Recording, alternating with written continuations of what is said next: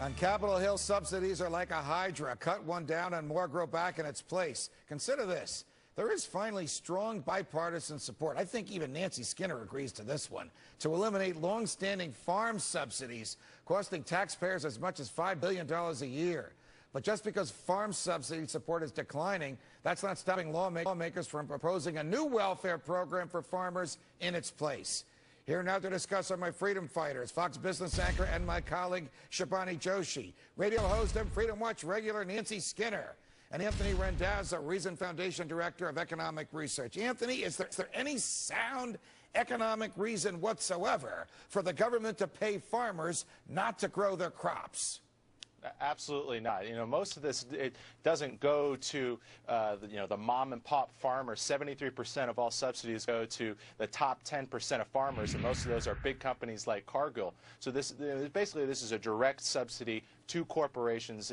And actually has a lot of negative consequences because most of it goes to corn and soybean and wheat to feed animals, and that just winds up in our food products in some really negative ways that impact our health. Nancy Skinner, should we continue with the farm subsidies? Should the taxpayers be paying farmers, whether it's mom and pop or enormous multinational corporations?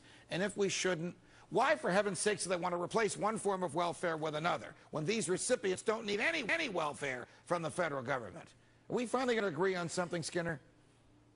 Absolutely, because the Iowa caucuses are just around the corner, so we'll know the lines from the scarecrows, Judge in Oz, soon.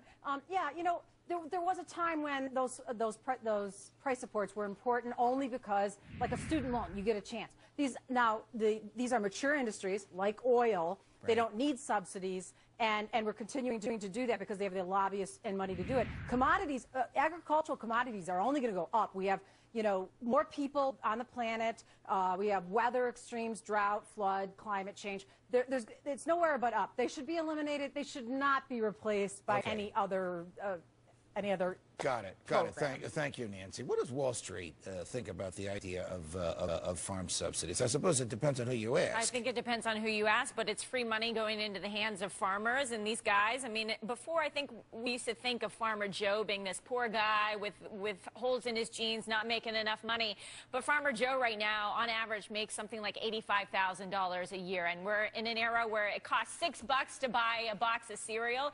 If the farmers can't figure out how to make money in that environment, then maybe, you know, we shouldn't be propping it up with our own federal dollars. Wouldn't prices actually go down, Anthony, if we didn't have these subsidies? Weren't they originally called farm price subsidies, intended to allow farmers to charge more than the product was worth, or charge less and receive difference from the federal government? Well, yeah, absolutely. I mean, these subsidies are absolutely distorting prices and propping prices up. The current system of direct cash payments to farmers was set up in 1996 to help actually wean farmers off of previous subsidies, but that's just turned into the current program. And so now, essentially, we're suggesting to do the whole thing over again, get rid of the current system and replace it with a new set of subsidies, which will just continue, as Nancy was saying, to drive prices up, which are already going up because of the way the Federal Reserve is operating monetary policy and feeding right into commodities prices. All right, switching gears on a topic on which I gather Nancy will not agree with us. Republican presidential candidate Ron Paul is walking the fiscally conservative walk this week. He announced a bold plan yesterday that would save $1 trillion taxpayer dollars by eliminating wasteful bureaucracies like the Departments of Energy and Interior, by ending all war spending, by reining in out-of-control programs like Medicaid, and by cutting excessive regulation.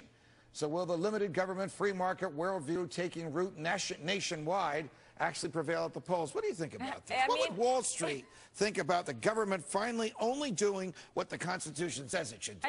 Judge, I have to say that this plan has a lot of gusto. It certainly has a lot in the way of headlines and I think gets people talking. But to eliminate full-scale departments, to talk about eliminating 10% of the federal workforce, it looks good on paper. I think in actuality, in terms of carrying this out, it's going to be a gigantic mess. It's going to cause chaos, confusion, and that is not good for the markets. Would the chaos and confusion come, Anthony, because our society has grown so accustomed to relying on the government, because whenever anything goes wrong, we turn to the government, because the government has written so many regulations, we need its permission to do almost everything, and if Big Brother government wasn't there, well, to whom would we turn for permission and approval and regulatory authority? Well, it certainly is striking, but I don't think it would cause chaos if you had a well-spelled-out plan. Wall Street reacts to incentives and to knowledge, and so the biggest problem with Congressman Paul's plan is he just says, I'm going to eliminate these 5 departments without some really detailed steps of how we're going to do that. How are we going to transition out of the Department of Education over 5 or 10 years? You put in place a very specific plan of how you're going to do that, right. Well, then Wall Street and anybody else, they'll know what's coming, they can adjust, the states can adjust. It's not radical to want to get rid of these departments. What's radical is to suppose that you can just say it the way Congressman Paul has and not add any framing around it, and I think that's actually a problem. Okay, Nancy, I want your thoughts on this, but as a ground rule, let's presume he does become president, and there is a groundswell for this. So let's say he has the votes to do it. What would happen? What's wrong with it? I don't think he will because it's the perfect storm of stupid economic policies. One, we're in a deflationary cycle, Judge. So when you lay off more people, consumer spending goes down. That drives 80% of our economy. More unemployment insurance, confidence goes down. That is terrible. Two, when you eliminate a department like energy that really is investing in technologies of the future, can create jobs, can provide tax revenues back because we have a future, that's stupid. Three, when you lower corporate tax rates, it does nothing to bring jobs. It's tax deductible, so it's not going to help grow the economy. So it's just going to increase the deficit. It is literally, if he implements all 3 of these, we will never see, this economy will be devastated like we have never seen before. I guess Nancy has forgotten that all those tax dollars that the government wouldn't spend would be in the hands of private investors and consumers to spend as they freely chose. Right, and put it into the economy to create jobs and spur economic investment. You know, I guess I have to agree, I guess, with both sides here in the sense that I think it's an ambitious plan, but I think that there are some merits to it. But I think full-scale elimination of departments and just cutting jobs without the details, without the nitty-gritty, just seems too ambitious. Anthony, we have less than half a minute. What's wrong with the government staying within the confines of the Constitution and only doing what the Constitution authorizes it to do? Is the government too big to fail? Well, perhaps, but there's nothing completely crazy about these ideas. The Department of Energy destroys jobs because it tries to create these green energy projects that destroy coal mining jobs. We have a major education gap in this country. We're actually dumber than we are in the 1970s. These would be great for the economy. Got it. Anthony Randazzo, Nancy Skinner, Shabani Joshi, it's a pleasure, guys. Thanks for joining us. Next.